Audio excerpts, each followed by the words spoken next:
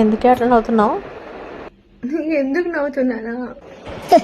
వచ్చిందండి వయ్యారి, చూడేదాని జుట్టు డ్రెస్ ఏమన్నా ఉందని, అసలు ఏమన్నా సూట్ అవుతుందని అది ఈ ప్రొఫెషన్కి.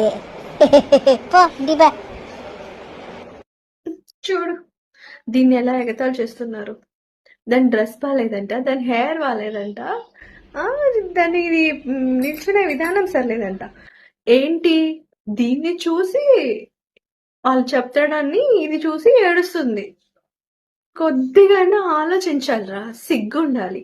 అందం గురించి మాట్లాడతారా? అందం అనేది ఏదైనా డిసీజ్ వచ్చిందనుకో పోద్ది. ఇంకా డబ్బు అంటావా, ఏ క్షణాన ఎటు పోతుందో, ఎటు వచ్చి ఏది తీసుకెళ్తుందో అనేది తెలీదు. ఇంకా మీ ఆయుష్ ఎప్పుడు ఏ సెకండ్కి ఆగిపోతుందో తెలీదు. ఇంకా గౌరవం అంటావా, చేసిరే ప్రతి మంచి పనులని పక్కన పెట్టేసి ఒక చిన్న తప్పుతో మట్టు మాయం చేసేస్తుంది. చూడండి, మనకి శాశ్వతమైంది ఏంటి అంటే మీలో ఉన్న మంచితనం. చేతనైతే మంచిగా ఉండండి, నలుగురికి మంచి మాటలు చెప్పండి.